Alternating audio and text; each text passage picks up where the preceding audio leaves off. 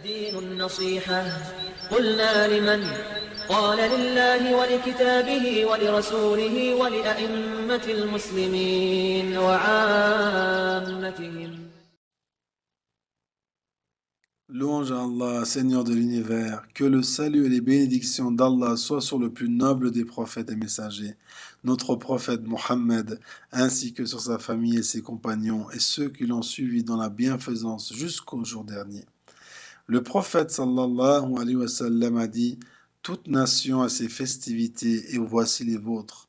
Ici, le prophète sallallahu alayhi wa sallam nous indique les deux fêtes de l'islam, qui sont Eid al-Fitr, qui vient après le mois de Ramadan, et Eid al-Adha, qui vient après le pèlerinage. Ces deux fêtes font partie des bienfaits d'Allah, pour lesquels nous devons faire preuve de considération, en comprendre ses sens et mettre en pratique ses règles. En dehors de quelques petites différences que je citerai plus tard, ces deux fêtes sont identiques dans leur accomplissement.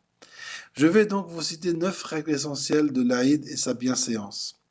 Première règle, le tekbir. C'est un des plus importants actes recommandés de ce jour. Il est permis de faire le tekbir dès l'annonce de la prière de l'Aïd, c'est-à-dire la veille de la prière de l'Aïd, et ceci jusqu'à l'arrivée de l'imam pour l'accomplissement de la prière. Il y a plusieurs formules rapportées, dont Allahu Akbar, Allahu Akbar, Allahu Akbar, La ilaha illallah, Allahu Akbar, Allahu Akbar, Walillahil hamd. Deuxième règle, prendre un bain rituel, el-Ghusl. Une des bonnes manières qu'il convient de respecter lors du jour de l'Aïd est de prendre un bain rituel avant de se rendre à la prière.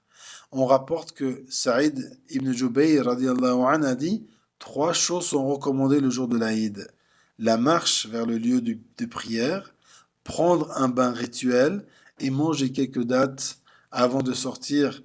Il s'agit de l'Aïd el-Fitr. Troisième règle, porter ses plus beaux vêtements.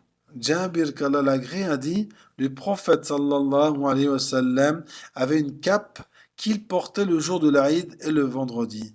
El-Bayhaqi a rapporté qu'Ibn Omar portait ses plus beaux vêtements le jour de l'Aïd.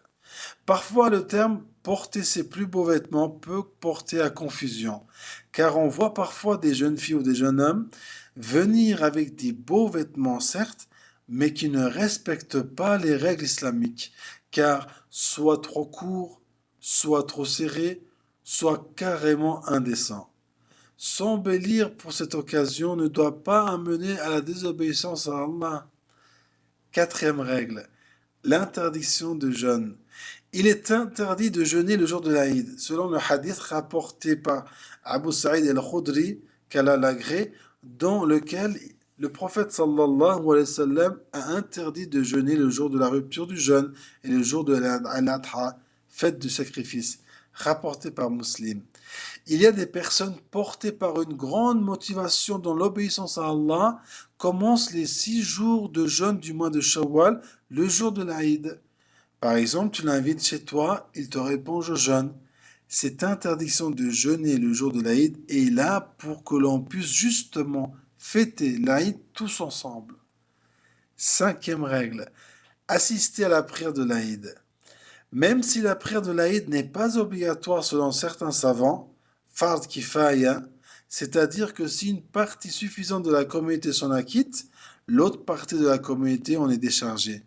Elle reste quand même fortement recommandée, car le prophète sallallahu alayhi wa sallam insistait pour que tout le monde y assiste, même la femme indisposée et invitée au lieu de prière, sans pour autant l'accomplir. Et la prière prend plus de sens quand toute la communauté est là, femmes, enfants, grand-père, grand-mère. Sixième règle, après la prière, le serment. Contrairement à la prière du vendredi, la prière de l'Aïd précède le serment, c'est-à-dire que d'abord il y a la prière, ensuite le serment. Malheureusement, on voit une grande partie de la communauté se lever juste après la prière et partir, ou rentrer dans des discussions entre eux, alors que l'imam fait son serment. Certes, il se prive par ce fait d'un grand bienfait, même si assister au serment n'est pas obligatoire. mais il est plus qu'utile car le rappel profite aux croyants. Combien de fois une personne s'est repentie ou redirigée vers Allah ou abandonné un péché parce qu'elle a entendu un verset, un hadith ou une parole sensée qui l'a touchée. Septième règle, se féliciter mutuellement. Les musulmans peuvent échanger leurs vœux en disant par exemple Taqabbal Allah minna wa minkum, qu'Allah agrée nos bonnes actions et les vôtres. Jubayr ibn Nufayr radiyallahu anhu a dit au temps du prophète sallallahu alayhi wa sallam, lorsque les musulmans se rencontraient le jour de l'Aïd, il disait Taqabbal Allah minna wa mink, rapporté par Ibn Hajar. Huitième règle, changer de chemin en revenant du lieu de prière. Jabir ibn Abdillah, qu'Allah l'agrée, a rapporté que le prophète sallallahu alayhi wa sallam empruntait un chemin différent en revenant de la prière de l'Aïd, rapporté par Al-Bukhari.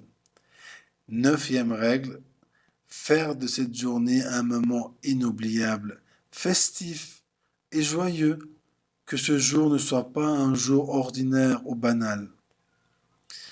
Parlons maintenant des différences entre les deux fêtes.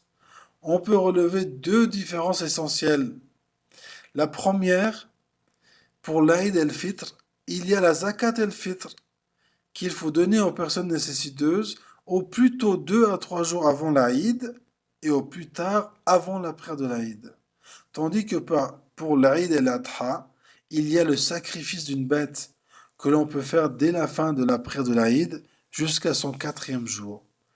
Et la deuxième différence, pour l'Aïd el-Fitr, il est recommandé de manger des dates avant de se rendre à la prière, tandis que pour l'Aïd el-Adha, on va se rendre à la prière à jeun et manger ensuite de la bête qu'on a sacrifiée. On demande à Allah Azawajal d'accepter nos œuvres, et ceci malgré nos manquements et nos erreurs.